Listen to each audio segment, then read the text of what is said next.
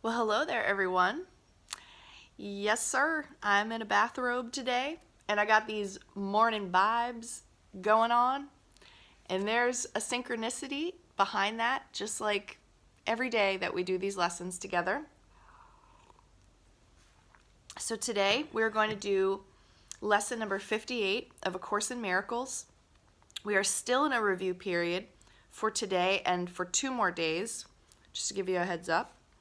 The lessons for today are, to me, they represent this true bifurcation between what is seemingly going on out in the world and what we're trying to do as students of A Course in Miracles to heal our minds and focus on love. Your media really wants you to be in fear around the war and all the other threatening things that are out there. The so-called pandemic's going to last forever and all this. But then you look at these lessons and it's like, it's a totally different world. So congratulations and good for you for choosing love and choosing forgiveness and choosing the evolution of your consciousness instead of all that garbage. Okay, lesson number 58, we're going to be reviewing lessons number 36 through 40 today and talk about the flip. Here we go. First lesson for review. My holiness envelops everything I see. From my holiness does the perception of the real world come. Having forgiven, I no longer see myself as guilty. I can accept the innocence that is the truth about me. Seen through understanding eyes, the holiness of the world is all I see, for I can picture only the thoughts I hold about myself. I think it's interesting that focusing in on yourself and your holiness is actually changing what you see out in the world around you. And when you really believe you're that powerful, you will begin to see those changes. And I guess it's just a practice, and I think I'm getting there with it, but I understand the intention of that. And it's like, for those of us who are just, lacking in a little bit of self-confidence or belief in our own power, how big our power actually is, a lesson like this is perfect because it starts to open you up to this idea that you're freaking amazing. All right, second lesson for review. My holiness blesses the world. Imagine that. The perception of my holiness does not bless me alone. Everyone and everything I see in its light shares in the joy it brings to me. There is nothing that is apart from this joy because there is nothing that does not share my holiness. As I recognize my holiness, so does the holiness of the world shine forth for everyone to see. Third lesson for review. There is nothing my holiness cannot do. My holiness is unlimited in its power to heal, because it is unlimited in its power to save. What is there to be saved from What is there to be saved from except illusions? And what are all illusions except false ideas about myself?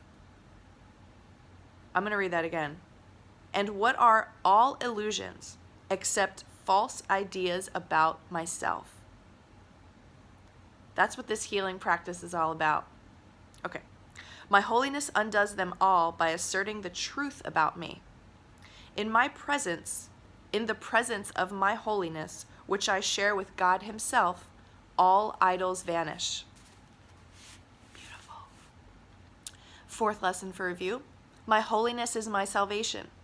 Since my holiness saves me from all guilt, recognizing my holiness is recognizing my salvation. It is also recognizing the salvation of the world. Once I have accepted my holiness, nothing can make me afraid. And because I am unafraid, everyone must share in my understanding, which is the gift of God to me and to the world. So you have to ask yourself, what are you afraid of? And how can you work through that?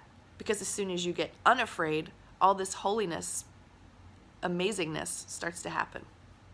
All right, last lesson for review. I am blessed as a son of God. Herein lies my claim to all good and only good. I am blessed as a son of God. All good things are mine, because God intended them for me. I cannot suffer any loss or deprivation or pain because of who I am. My Father supports me, protects me, and directs me in all things. His care for me is infinite and is with me forever. I am eternally blessed as his son. What a way to start your day. All right, now we're going to go into lesson number 58. Where's my page? Okay. From A Year of Forgiveness. And I just want to let you know, before I read the lessons this morning, I got up and I do my normal thing where I squeeze the juice of half a lemon and put a teaspoon of honey into a mug and then pour water on it. Well, this morning I messed up and poured only half of the lemon juice in the mug and the other half spilled out. And I was like, oh shit, really? That was me expressing my insane rage, right? But, and I was wearing my bathrobe and I was thinking okay, I want to wear something different for this video and I'm going to sit in the same place I've been sitting. But then I thought, no, not today. So when I read the lesson, it's so interesting, the synchronicity in what I'm about to read to you is around this idea of changing your routines and looking at your beliefs around your routines. So it's just so cool. It's so freaking cool how these lessons are alive and they're in our lives all the time. And it's you have your experience in your life and then you read the lesson and you're like, oh my God. So I don't know, just something to share, something cool in this metaphysical experiment that we're doing together. All right. You are blessed beings indeed. I am that one that you know as Jesus. These reviews can annoy some of you sometimes because they are less structured than the other lessons. It is important for you to witness that annoyance and understand that it comes from doing something differently. We want to address the idea of routines because of the contradiction and paradox in routines. You are, of course, setting up a new routine when you prepare your mind to view the day in a particular way. You could also consider this discipline.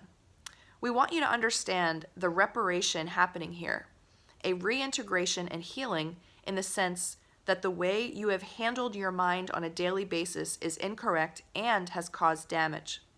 This discipline, this routine, gets you back into a place where you can actually be free.